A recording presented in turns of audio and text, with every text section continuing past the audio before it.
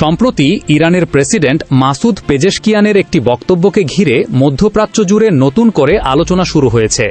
তিনি বলেছেন, ইরান তাদের সক্ষমতাকে এমন একটি পর্যায়ে নিয়ে যাবে যা বিশ্বের অনেকের কল্পনারও বাইরে। এই মন্তব্যের পর আন্তর্জাতিক সংবাদ মাধ্যম ও সামরিক বিশ্লেষকদের মধ্যে নানা ধরনের জল্পনা কল্পনা শুরু হয়েছে।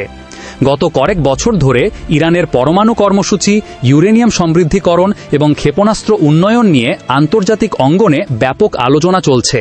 অন্যদিকে ইরান বরাবরই দাবি করে আসছে তাদের এসব কার্যক্রম শুধুমাত্র আত্মরক্ষার উদ্দেশ্যে এবং আন্তর্জাতিক আইন মেনেই পরিচালিত হচ্ছে। এদিকে বিভিন্ন প্রতিবেদনে দাবি করা হয়েছে ইরান তাদের দক্ষিণাঞ্চলের মরুভূমিতে নতুন ধরনের একটি ক্ষেপণাস্ত্রের সফল পরীক্ষা চালিয়েছে, যদিও এ বিষয়ে তেহরান আনুষ্ঠানিকভাবে বিস্তারিত তথ্য প্রকাশ করেনি।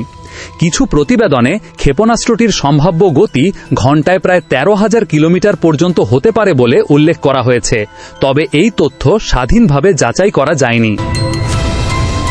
এছাড়া ইরানের একটি সামরিক ঘাঁটির আশপাশে বড় আকারের ক্ষেপণাস্ত্র বহনকারী যানবাহনের চলাচলও বিভিন্ন মাধ্যমে প্রকাশিত হয়েছে। অনেক বিশ্লেষক মনে করছেন এটি সামরিক মহড়ার অংশ হতে পারে, তবে ইরান এ বিষয়েও আনুষ্ঠানিক কোনো ব্যাখ্যা দেয়নি। সাম্প্রতিক সময়ে ইরান আরও কিছু নতুন ক্ষেপণাস্ত্র প্রদর্শন করেছে বলে বিভিন্ন প্রতিবেদনে উল্লেখ রয়েছে। এর মধ্যে এমন প্রযুক্তির কথাও বলা হচ্ছে যেখানে একটি ক্ষেপণাস্ত্র লক্ষ্যবস্তুতে পৌঁছানোর আগে একাধিক ওয়ারহেডে বিভক্ত হতে পারে। সামরিক বিশ্লেষকেরা এটিকে মির্ভ, মাল্টিপল ইন্ডিপেন্ডেন্টলি টার্গেটেবল রি-এন্ট্রি ভেহিকল বা সাবমিউনিশন ভিত্তিক প্রযুক্তির সঙ্গে তুলনা করলেও ঠিক কোন প্রযুক্তি ব্যবহার করা হয়েছে তা আনুষ্ঠানিকভাবে নিশ্চিত করা হয়নি।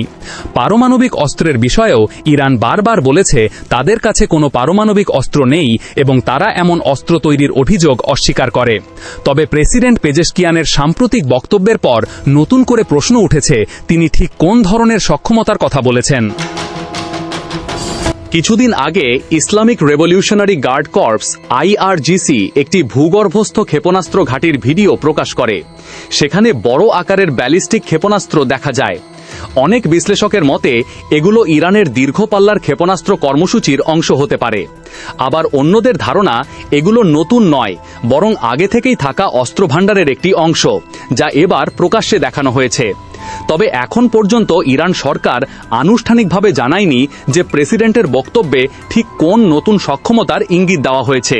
ফলে আন্তর্জাতিক পর্যবেক্ষকেরা ইরানের পরবর্তী ঘোষণার অপেক্ষায় রয়েছেন। বর্তমানে মধ্যপ্রাচ্যের নিরাপত্তা পরিস্থিতি অত্যন্ত সংবেদনশীল। ইরান তাদের আকাশ প্রতিরক্ষা ব্যবস্থা শক্তিশালী করার পাশাপাশি সামরিক বাহিনীর আধুনিকায়ও অব্যাহত রেখেছে বলে বিভিন্ন প্রতিবেদনে উল্লেখ করা হয়েছে। একই সঙ্গে দেশটির বিমান ও নৌবাহিনীতেও নতুন কার্যক্রম লক্ষ্য করা যাচ্ছে। আগামী কয়েক সপ্তাহ বা মাসে ইরান যদি নতুন কোনো সামরিক প্রযুক্তি বা প্রতিরক্ষা ব্যবস্থা আনুষ্ঠানিকভাবে প্রকাশ করে, তাহলে প্রেসিডেন্টের এই বক্তব্যের প্রকৃত অর্থ আরও পরিষ্কার হতে পারে। ততদিন পর্যন্ত বিষয়টি নিয়ে বিভিন্ন বিশ্লেষণ ও জল্পনা অব্যাহত থাকার সম্ভাবনাই বেশি।